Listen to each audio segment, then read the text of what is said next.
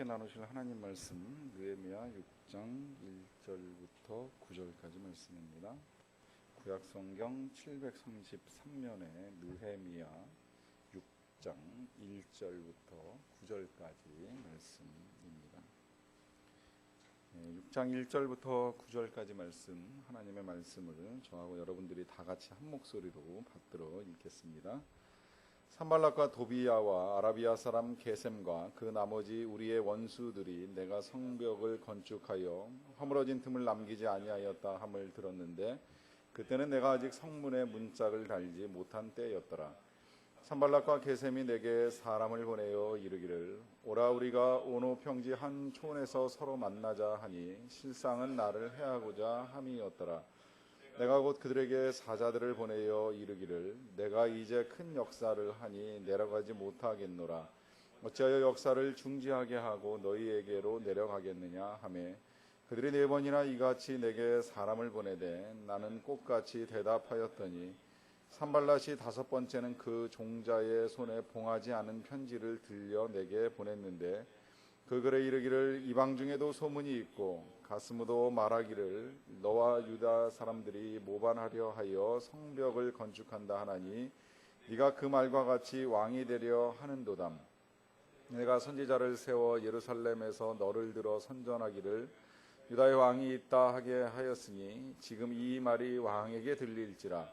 그런즉 너는 이제 오라 함께 의논하자 하였기로 내가 사람을 보내어 그에게 이르기를 네가 말한 바 이런 일은 없는 일이요 내 마음에서 지어낸 것이라 하였나니 이는 그들이 다 우리를 두렵게 하고자 하여 말하기를 그들의 손이 피곤하여 역사를 중지하고 이루지 못하리라 함이라. 이제 내 손을 힘있게 하옵소서 하였노라. 아멘.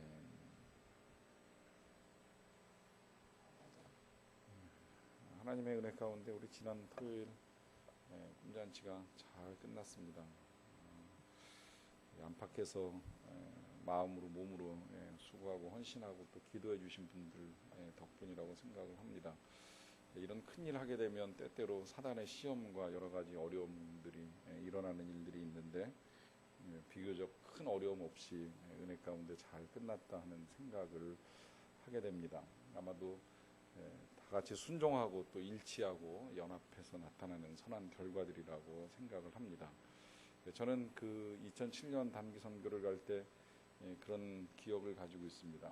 열심히 준비한다고 하기는 했는데 계속 이제 일이 뒤틀어지는 경험입니다. 사실 선교라고 하면 하나님의 일이기 때문에 뭔가 좀 이렇게 순적하게 풀려야 된다라고 하는 나름대로의 기대가 있는데 그런 것들이 이렇게 하나둘씩 방해를 받고 있다는 생각이 드는 것이었습니다.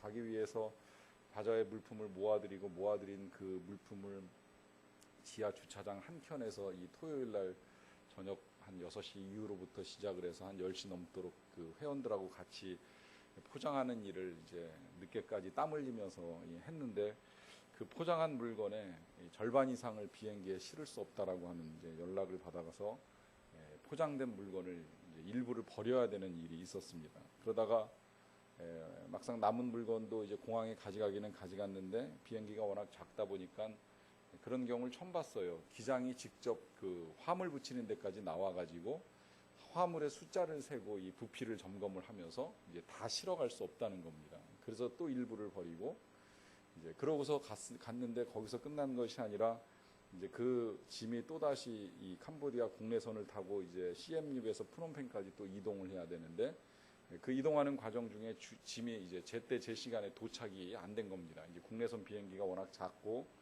열악하다 보니까 이제 그 짐이 탁송하는 과정에 시차가 또 생긴 거예요. 그래서 내일 당장 아침에 이제 바자회 사역을 시작을 해야 되는데 문제는 오늘 짐이 도착이 안 돼 있으니까 내일 바자회를 열면 이제 꺼내놓고 팔 수 있는 물건이 준비가 거의 안 된 상태입니다. 저녁 때 모여서 기도회를 하는 중에 이제 어떻게 할까 하는 이제 이야기들을 나누다가 선교를 담당하는 팀장 집사님이 우리 것을 내놓자는 거예요. 그래서 전혀 생각지도 않게 이제 우리가 갈아입으려고 가져간 옷들과 또 아이들 이 선교 기간 중에 이제 같이 동반되는 아이들이 이제 가서 좀 힘들고 어려우면 중간중간에 주려고 이제 별도로 만들어 놓았던 이 아이들 과자 간식류들을 다 포기하고 그냥 이제 내놓기로 작정을 했습니다. 그래서 이제 최소한 선교 기간 동안에 우리가 갈아입을 옷과 신발이 아니라면 다 내놓고 아이들에게는 이제 간식을 포기시키게 해가지고 이제 물건을 다 내놔서 바자회를 이제 계획대로 진행하는 일을 해본 적이 있습니다. 마지막까지 진짜 참 마음이 되게 어렵더라고요. 그래서 그 선교 담당 팀장 집사님이 말씀하시기를 하나님이 우리가 정말 얼마나 끝까지 마음으로 헌신하고 하나님께 드리는지를 보시기 원하시는 것 같다는 말씀하셨는데, 이 마지막 순간까지 정말 이 하나님의 큰 일을 이루어가는 과정 중에 때로는 이런저런 어려움이 있을 수 있다라고 하는 것입니다. 이것이 큰 역사를 이루는 중에 이제 우리가 경험하게 되는 첫 번째 일입니다. 그 일이 마지막 순간까지도 어려움이 계속된다는 거예요. 어쩌면 그 순간을 넘어서도 계속 어려움은 있을 수 있어요. 예를 들면 엘리야는 갈멜산에서 불이 내리는 것까지는 어려움이 없었지만 그 일을 넘어서고 난 다음에 이세벨이라고 하는 여인의 협박 때문에 마음에 어려움을 겪고 영적 침체에 빠져가지고 호렙산까지 도망을 갑니다. 또 교회가 세워질 때는 어려움이 없었는데 교회가 잘 만들어지고 나니까 그 다음에 아나니아와 삽비라가 이제 그들의 재산의 일부를 숨기는 일을 통해서 교회에 커다란 시험을 안겨주는 일들이 일어나게 됩니다. 그렇기 때문에 방해는 계속되는 것이고 또 어려움은 계속될 수 있다라고 하는 사실을 우리가 부정할 수 없다라고 하는 것입니다.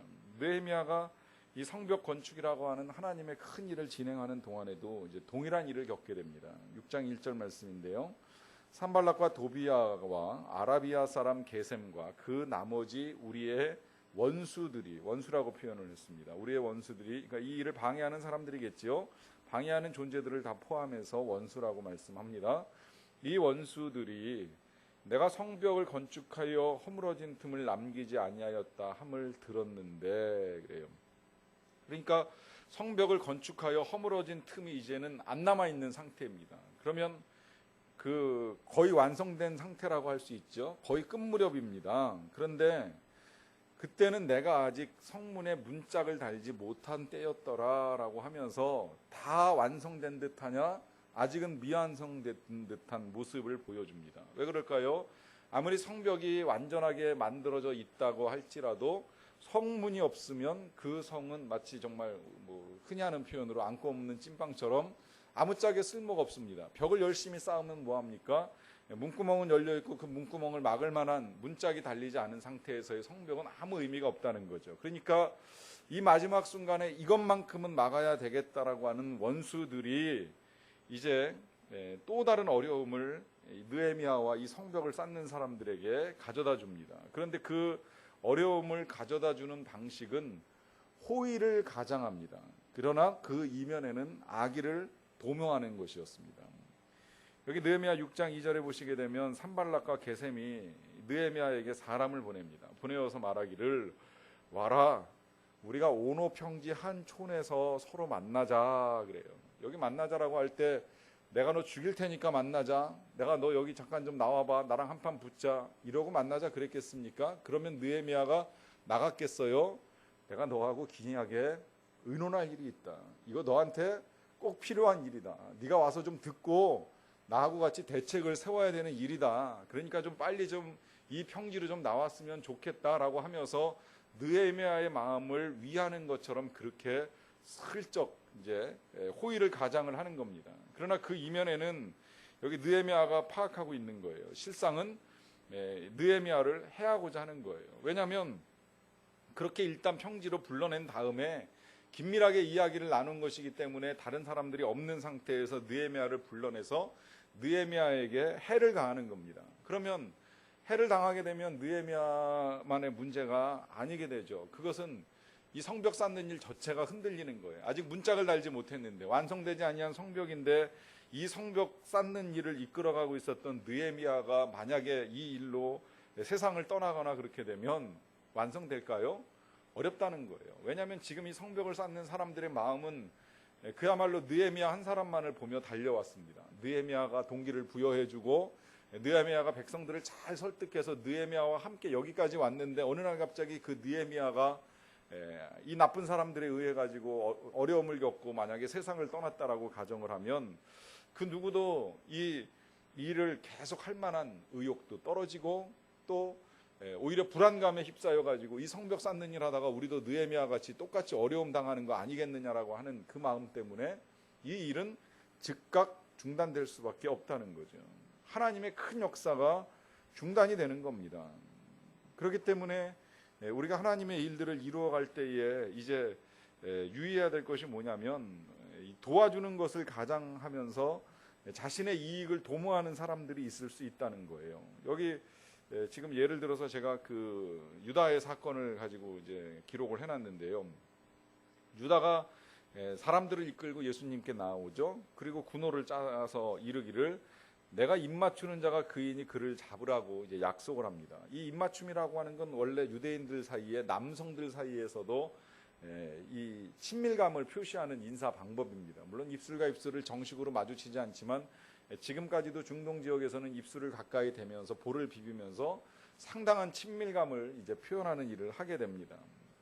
유다는 그런 식으로 해가지고 예수님이 누구신지를 그 밤에 이제 그 예수님을 모르는 로마의 군병들에게 가르쳐 주기로 작정을 한 거예요. 그래서 예수님께 나와서 아주 친절하게도 선생님 안녕하십니까라고 인사를 하고 입을 맞추지만 그러나 그것은 호의를 가장한 것뿐이지 그 이면에는 악의가 가득했다라고 하는 것입니다. 이런 상황 속에서 지금 이제 먼저 한 가지 우리에게 필요한 것이 있다면 영적인 분별력이라고 하는 거예요. 이것이 옳은가 그른가, 내가 이 일을 해야 되느냐 말아야 되느냐라고 하는 것을 분별할 수 있어야 됩니다. 그런데 여러분 이걸 좀 더 현실적으로 이제 우리의 삶에서 제가 적용을 해드리자면요, 호의를 가장해서 악의를 도모하는 사람들이요 직접 우리 곁에 와가지고서 우리에게 호의를 베푸는 것처럼 우리를 속이는 일들이 가까이에서만 일어나는 일들은 아니라고 하는 걸 우리가 좀 유념하셔야 됩니다. 예를 들면 아마 이런 일을 겪지 않았으면 좋겠지만 아주 가까이에서 누군가 당신 도와드리겠습니다라고 하면서 호의를 베푸는 사람이 실상은 우리 사회에 그렇게 많지 않거든요. 그리고 우리 사회가 지금 상당히 불신 사회가 되었기 때문에 누군가 어느 날 갑자기 섣부르게 호의를 베풀겠다라고 하면서 다가오면 우리 마음속에 불안감이 조성이 돼가지고 왜 이 사람이 왜 그러지? 이 사람이 왜 나한테 이렇게 호의를 베풀지 하면서 의심의 마음이 먼저 들 수 있습니다. 그렇기 때문에 그런 사람들의 악의에 넘어가는 일은 그렇게 흔하게 일어나는 일은 아니에요. 그런데 그럼에도 불구하고 우리 일상에서 어떤 일들이 가장 빈번하게 일어나느냐면 별것 아닌 것 같이 나에게 다가와서 나의 기회, 나의 시간들을 뺏어가는 일들이 일어나는 겁니다. 가장 대표적인 예로 미디어와 함께하는 시간들이라고 생각을 하시면 돼요. 미디어는 우리에게 호의를 가장합니다. 쉽게 정보를 줄 것처럼, 쉽게 오락을 줄 것처럼, 쉽게 쾌락을 줄 것처럼, 쉽게 유익을 줄 것처럼 수없이 많은 미디어들이 우리 곁에 늘 같이 있습니다. 전화기로부터 시작을 해서 컴퓨터, 인터넷, TV에 이르기까지 이 미디어들은 당신이 나를 만나면 당신의 인생에 어려움이 생긴다고 절대 그렇게 직접적으로 표현하지 않지요. 오히려 나하고 함께하는 시간이 당신에게 즐거움이 될 것이라고, 나하고 함께하는 시간이 당신에게 유익한 정보의 시간이 될 것이라고 그렇게 호의를 가장하며 늘 곁에 와 있다는 거예요. 그러나 그거에 빠져들면 실상은 어떻게 돼요? 우리도 알게 모르게 그 해악에 빠져들어갑니다. 우리가 어려움을 겪습니다. 시간이 낭비가 되고 좋은 기회들을 잃어버리는 거예요. 마치 여기서 지금 느헤미야가 이 사람들을 만나기 위해서 온호평지에 나가면 성벽을 쌓는 시간을 잃어버리는 것처럼 우리가 그 호의를 가장한 미디어 같은 것들에 의하여 시간을 빼앗기게 되면 하나님과 만나야 될 경건한 시간들, 기도할 시간들, 말씀을 볼 시간, 이런 선한 시간들이 빼앗겨버리는 결과들을 가져올 수도 있다는 거예요. 그래서 호의를 가장해서 악의를 도모하는 이런 일들을 분별할 수 있는 영적인 지혜가 지금 우리의 삶 가운데 필요하다라고 하는 것입니다. 그래서 그것이 딱 분별되고 나면 그 다음에 해야 될 일이 뭐냐면 경우에 따라서는 단호하게 거절을 해야 된다는 거예요. 느헤미야 6장 3절에서 느헤미야가 대처하는 방법이 바로 그 방법입니다. 내가 곧 그들에게 사자들을 보내어 이르기를 내가 이제 큰 역사를 하니 내려가지 못하겠노라. 어찌하여 역사를 중지하게 하고 너희에게로 내려가겠느냐 하면서 단호하게 거절을 합니다. 이 거절의 용기가 어디서 나오는지 아세요? 그것은 위대한 소명에서 나오는 거예요. 느헤미야는 나 지금 성을 쌓고 있기 때문에 갈 수 없다고, 나 지금 문짝을 달아야 되기 때문에 갈 수 없다고 말하는 것이 아니라 뭐라 그래요? 내가 이제 큰 역사를 하니 내려갈 수 없다고. 내가 어찌 이 역사를 중지하겠느냐고. 지금 이 일은 단순히 성을 쌓고 문짝을 다는 일이 아니라 하나님의 위대한 소명을 이루는 일이라고, 나를 부르신 하나님의 목적을 이루어가는 일이라고 하는 것을 분명하게 밝혀줍니다. 여러분, 그렇기 때문에 호의를 가장해서 악을 도모하는 사람 혹은 도모하는 일들에 우리가 부딪히게 될 때 우리가 명심해야 될 것, 잊지 말아야 될 것은 내가 부름받은 하나님의 사람이라는 거예요. 내가 하나님의 소명받은 사람이라는 거예요. 내가 하나님을 섬기는 일을 하고 있는 사람들이라는 거예요. 그 밖에 많은 유혹과 시험이 우리에게 다가올 때에도 그것을 이길 만한 힘, 하나님이 우리에게 주신 소명을 다시 생각해 봐야 돼요. 하나님이 우리를 구별하시고 우리를 부르시고 우리를 통하여 일하기를 기뻐하시고 우리와 함께 은혜와 능력 베푸시기를 즐겨하시는 그 하나님을 기억한다면 우리는 단호한 거절이 가능합니다. 저는 그래서 여호수아 24장 말씀 참 좋아하는데요. 마지막 여호수아가 이스라엘 백성들을 모아놓고 하는 말이죠. 만일 여호와를 섬기는 것이 너희에게 좋지 않게 보이거든 너희 조상들이 강 저쪽에서 섬기던 신들이든지 또는 너희가 거주하는 땅에 있는 아모리 족속의 신들이든지 너희가 섬길 자를 오늘 택하라. 오직 나와 내 집은 여호와를 섬기겠노라. 단호하게 선포하는 거예요. 단호하게 결단하는 거예요. 그러니까 백성들은 뭐라고 대답을 합니까? 우리가 결단코 여호와를 버리고 다른 신들을 섬기기를 하지 아니하오리라 라고 하면서 그들도 단호하게 자기들의 결심을 여호수아와 하나님 앞에서 선포합니다. 이 믿음 가지고도 흔들리는데 이 믿음조차도 없으면 우린 무너질 수밖에 없다는 거예요. 그러니까 우린 날마다 선포해야 돼요. 나는 하나님을 섬기는 일, 절대 다른 신을 섬기는 일을 하지 아니하리라 하는 이런 결단 필요하다라고 하는 것입니다. 그렇지만 우리가 아무리 그렇게 단호하게 거절을 한다고 하더라도 사단 역시 그렇게 쉽게 포기하는 존재는 아니라는 거예요. 방해하는 자도 결코 쉽게 포기하지 아니합니다. 느헤미야 6장 4절을 보면 그들이 4번이나 이같이 내게 사람을 보냈다. 한 번, 두 번 보내고 끝나는 것이 아니라 3번, 4번 계속 보내면서 오라 하신다. 좀 만나자 그런다. 너 때문이라 그런다. 너를 위해서 만나자 하는 것이다. 그런데 느헤미야가 어떻게 대처해요? 꽃같이 대답해요. 나 지금 갈 수 없다. 난 지금 큰 역사를 이루는 중이다. 내가 어떻게 이 큰 역사를 중지할 수 있겠느냐라고 하면서 대답은 똑같습니다. 여러분 거기 제가 베드로전서 5장 8절 말씀 기록해놨는데요. 근신하라 깨어라 너희 대적 마귀가 우는 사자같이 두루다니며 삼킬 자를 찾는다. 자, 마귀를 우는 사자에다 비유를 했습니다. 사자가 지금 왜 울겠습니까? 슬퍼서 우는 거예요? 아니죠. 먹이를 찾기 위해서 우는 거죠. 먹이를 잡아 달려나가기 위해서 우는 겁니다. 그런데 그렇게 두루다니면서 삼킬 것을 찾는 이 우는 사자가 조금 두리번거리고 찾다가 그리고 도망가는 사람 쫓아가다가 포기하면 쫓아갈 만하지 못하면 그냥 포기하겠습니까? 아니죠. 절대 포기하는 일 없죠. 끈질기게 매달린다는 거예요. 끝까지 잡을 때까지 쫓아간다는 겁니다. 쉽게 포기하지 않는다는 거예요. 그러니까 결국 우리에게 요구하는 것이 뭡니까? 그렇기 때문에 우리가 지속적으로 깨어 있어야 된다는 거예요. 지속적으로 신하는 삶을 살아야 된다라고 하는 것입니다. 그래야 큰 역사를 이룰 수 있고 이길 수 있다는 말씀입니다. 자, 계속해서 이제 그렇다고 해서 방해가 사라지는 것이 아니라 또 이제 방해하는 방법이 하나가 더 생겨났어요. 그게 뭐냐면 이제 느헤미야 6장 5절부터 6절인데요. 여기 이제 산발랏이 5번째는 그 종자의 손에다가 봉하지 않은 편지를 들려보냅니다. 이 봉하지 아니한 편지를 들려보내는 의도가 뭘까요? 이건 쉽죠. 원래 편지는 기밀 문서는 봉하게 되어 있습니다. 근데 그걸 의도적으로 봉하지 않은 이유는 소문을 내려고 하는 의도를 가지고 있는 거예요. 그 편지를 전달하는 사람들도 보고 읽고 다른 사람들이 그 내용에 대해서 알도록. 왜냐하면 그 내용이 이미 거짓입니다. 있지도 않은 일을 꾸며가지고 소문을 내기 위한 작정을 하고서 써놓은 편지이기 때문에 일부러 봉하지 않은 편지를 들려보내는 일을 하는데 그 글에 이르기를 뭐라고 쓰여져 있냐면 이방 중에도 소문이 있고 벌써 소문이 이방인들에까지 다 퍼져나갔다는 거예요. 가스무라고 하는 사람도 말하기를 너와 유다 사람들이 모반하려고 하여서 성벽을 건축한다고 하더라. 없는 말을 지금 지어낸 겁니다. 이게 거짓이에요. 네가 지금 이제 바사왕을 모반하기 위해서 성벽을 쌓는 거 아니냐, 그렇게 말들을 하고 다니니 네가 그 말과 같이 왕이 되려고 하는 거 아니냐라고 하면서 이제 더 느헤미야의 마음을 흔들어 놓는 일을 합니다. 왜 지금 이런 일들이 계속 진행이 될까요? 이 산발랏이라고 하는 사람이 사단의 사주를 받고 있기 때문입니다. 사단의 가장 큰 특징이 뭐예요? 요한복음 8장 44절에서 예수님은 사단의 특성을 두 가지로 딱 그냥 정리를 했어요. 첫째는 뭐냐면 처음부터 살인한 자다.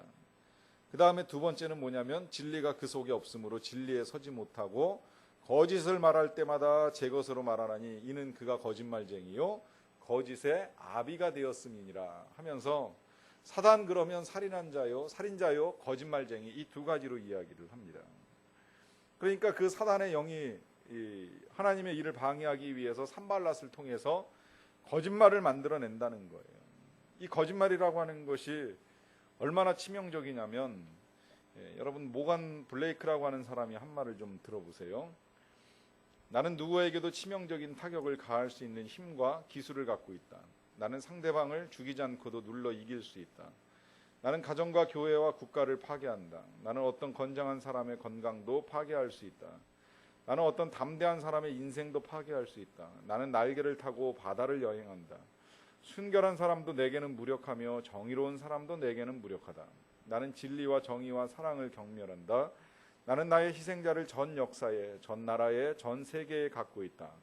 나는 바닷가의 모래알보다 더 많은 노예를 거느리고 있다. 나는 결코 망각하지 않는다. 나는 결코 용서하지도 않는다. 내 이름은 중상모략이다.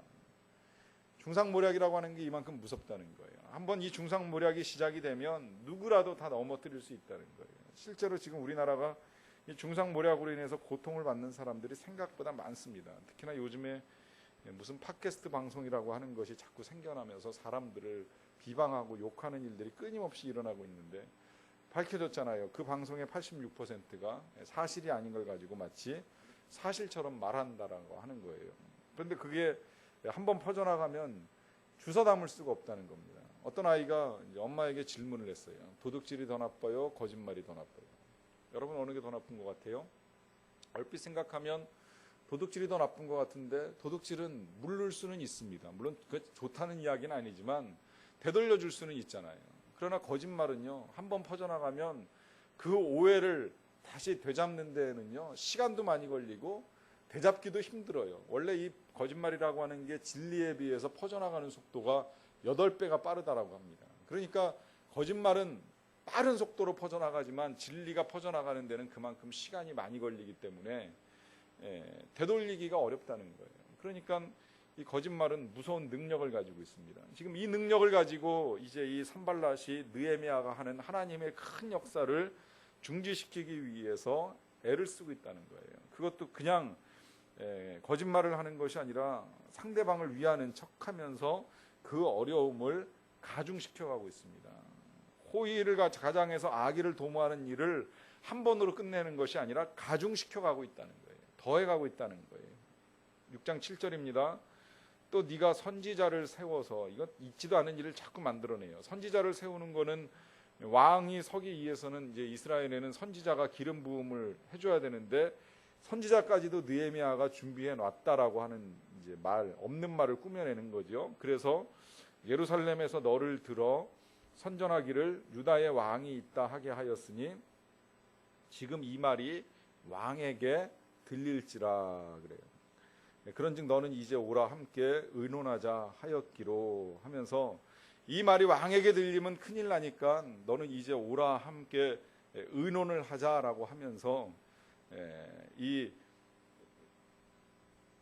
마치 상대방을 위하는 것처럼 말을 하지만 실상은 어려움을 더 가중시켜가는 일을 하는 거예요. 오히려 왕에게 들리게끔 이제 공개된 편지를 보내는 일을 하면서 자기가 들리게 해놓고 나서는 이제 와서 다시 의논을 하는 것이 어떻겠느냐라고 하면서 느헤미야를 유혹하는 일을 하게 됩니다.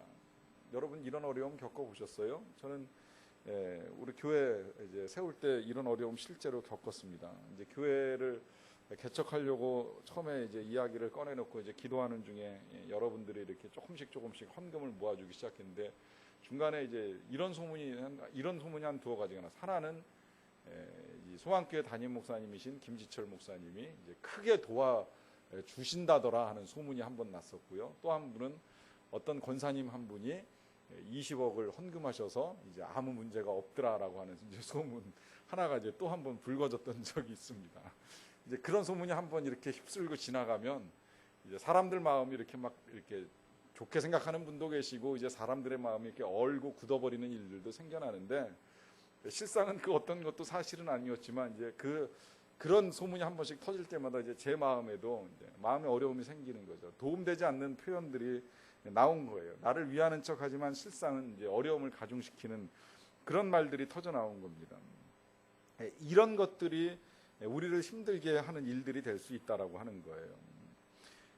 거기 사사기 19장 8절 말씀에 이제 한 사건이 이제 그런 유사한 일들이었죠. 레위 제사장이 자기 아내가 그 친정에 가 있을 때 이제 데리고 오는 과정 중에 셋째 날, 넷째 날 돼서 이제 데리고 오려고 하는데 그 장인어른이 먹고 가라고 하는 호의를 베풀잖아요. 그런데 이 호의를 베푸는 거에 따라서 이제 먹고 마시고 하다 보니까 해가 져가지고 또 자고 가려니까 자고 가고 그래서 다섯째 날 아침에 일찍 일어나서 떠나려고 하는데 또 기력을 돋우고 해가 기울도록 머물라 함으로 또 다시 먹고 마시다가 늦은 시간에 이제 떠나게 됩니다. 그러다 보니까 늦게 성읍에 도착을 하게 되고 그 성읍에 머무는 동안에 그 여자가 이제 동네 사람들에게 능욕을 당하고 이제 죽음까지 겪게 되는 결과를 가져오죠. 이런 저런 그 상대방을 위하는 일들이 때로는 상대방을 힘들게 할 수도 있다라고 하는 점을 우리가 다시 생각을 해봐야 된다는 거예요. 그렇기 때문에 그럴수록 이제 우리가 취해야 될 태도가 뭐냐면 단호하고 당당한 태도를 취해야 됩니다. 단호하고 당당한 태도가 필요해요. 느헤미야 6장 8절에 느헤미야가 사람을 보내서 또다시 답변을 합니다. 네가 말한 바 이런 일은 없는 일이요 네 마음에서 지어낸 것이라. 딱 간단하게 아닌 것은 아니라고 말씀을 합니다. 그러나 여기서 이제 주의해야 될 것이 있죠. 첫째는 길게 변명할 필요는 없다는 거예요. 아닌 거 아니라고 선포하면 됐지 이 일에 대해서 뭐 여러 소리를 할 필요는 없다는 거예요. 그 다음에 또 하나 이제 더 주의할 것이 뭐냐면 이러한 일들로 말미암아 싸움에 휘말리는 일이 없어야 됩니다. 여러분 우리 그리스도인들은 물론 옳은 걸 옳다고 이야기하고 틀린 걸 틀리다고 이야기하고 이제 옳은 걸 그렇다고 이야기하고 아닌 걸 아니라고 분명히 이야기하는 이 단호하고 당당한 태도는 필요하지만 그러는 과정 중에 주의해야 될 것이 뭐냐면 그러는 과정 중에 주의해야 될 것이 자칫하면 그런 상황 속에서 충돌이 일어날 수 있다는 거예요. 싸움이 일어날 가능성을 가지고 있다는 거예요. 그런데 어떤 의로운 전쟁이든지 싸움과 다툼은 하나님께서 원하시는 방법은 절대 아닙니다. 어떤 의로움의 이유를 가지고서도 절대 주의 백성들 가운데 다툼이나 싸움이 일어나는 것을 하나님이 기뻐하시지 아니합니다. 그렇기 때문에 이런 일은 없는 것이라고 하면서 그냥 통보하는 것으로 끝나면 되는 거예요. 그래서 그 디도서에서 우리 그리스도인들이 취해야 될 삶의 태도를 이렇게 정리를 해주잖아요. 범사에 그러니까 모든 일에 네 자신이 선한 일에 본을 보이며 교훈에 부패하지 아니함과 단정함과 책망할 것이 없는 바른 말을 하게 하라. 이는 대적하는 자로 하여금 부끄러워 우리를 악하다 할 것이 없게 하려 함이라라고 하면서 우리가 부끄러워 악하다고 말할 수 있을 만한 것들이 없도록만 우리가 살아온다면 선한 일에 본을 보이고 바른 말을 하면서 산다라고 하면 아무 문제될 것이 없다는 거예요. 그때 이후로는 하나님께서 심판하신다는 겁니다. 특히나 이제 예를 들어 우리가 이제 그 정말 변명하고 싶고 또 악의를 퍼뜨린 사람들을 향하여서 보복하고 싶은 욕구가 일어날 때에 이렇게 생각하면 좋아요. 그 사람이 그렇게 말을 한 것조차도 물론 견디기가 힘들지만 그러나 하나님께 맡기는 겁니다. 하나님께 맡기는 것이 가능할 수 있는 이유가 한 가지 있습니다. 그 이유는 뭐냐면 정말 그 사람이 말하는 것처럼 내가 100% 옳은 사람은 아닐 수도 있다는 거예요. 내가 나 생각하기에 사실 100% 옳은 것이지 내가 정의는 아니잖아요. 내가 의를 완벽하게 갖추고 살아가는 사람은 아닐 수도 있잖아요. 그러니까 하나님께 맡기게 되면 정말 내가 잘못했으면 내가 벌을 받는 것이 마땅하고, 만약에 그 사람이 정말 악의를 가지고 나를 괴롭히려는 의도로 일을 벌려왔다면 당연히 그 사람한테로 심판이 돌아갈 것이니 능히 맡기고 우리는 싸움을 피해가는 것이 하나님의 뜻이라, 이렇게 생각을 하는 것이 옳다는 것입니다. 이걸 마지막으로 이제 가능하게 할 수 있는 것이 오직 기도라는 거예요. 기도만이 이 모든 어려움들을 이기게 합니다. 느헤미야는 6장 9절에서 이는 그들이 다 우리를 두렵게 하고자 하여 말하는 것이라고 하는 것을 알고 있습니다. 그들의 손이 피곤하여 역사를 중지하고, 하나님의 큰 역사를 중지하고 이루지 못하리라 하는 것이나, 그러나 느헤미야는 기도합니다. 이제 내 손을 힘입게 하옵소서. 그렇게 기도한다는 거예요. 기도를 이겨나간다는 거예요. 여기서 정리를 좀 다시 한 번만 하자면, 이제 지금 그 세 가지가 큰 역사를 이루는 중에 방해의 요인으로 드러납니다. 첫째는 뭐냐면 우리의 그 시간을 빼앗아가는 일들이 생겨난다는 거예요. 악의를 이제 숨기고 호의를 가장해 가지고 우리의 시간, 우리의 마음을 빼앗는 일들을 이제 벌리는 걸 처음 봤죠. 그다음에 이제 두 번째 방해의 요인은 비방입니다. 비난입니다. 중상모략입니다. 없던 일을 거짓으로 꾸며 가지고 비판하는 일들을 겪게 해서 우리의 일들을 이루어가는 것을 방해하는 사람들이 있을 수 있다는 거예요. 그리고 이제 마지막 여기 6장 9절에서 나오는 이 두려움, 두렵게 해가지고 그 일을 지속시켜 나가지 못하게 하는 일. 이건 이제 우리가 다음 시간에 좀 더 연결해서 보겠습니다만은 이 세 가지가 방해를 하는 일들이 됩니다. 이 방해를 이기는 믿음이 이제 단호한 결단과 단호한 당당한 태도, 그와 더불어서 하나님을 향한 기도라는 거예요. 그리고 이제 앞서 우리가 보았던 것 중에는 나를 부르신 부르심에 대한 소명의식만 확실하다면 능히 이길 수 있다라고 하는 것입니다. 그러하기에 우리의 기도는 결국 하나님께 소망을 두는 기도여야 되고, 그래서 데살로니가전서 5장 24절에서 우리에게 이렇게 약속하며 당부를 합니다. 같이 한번 읽겠습니다. 시작. 너희를 부르시는 이는 미쁘시니 그가 또한 이루시리라. 하나님께서 이루실 것을 믿고 하나님이 부르신 일들에 대해서 소망을 두고 기도로 이겨나가 승리를 맛보는 저와 여러분들이 다 되시기를 바랍니다. 찬양하고 기도하도록 하겠습니다. 우리 아까 불렀던 찬양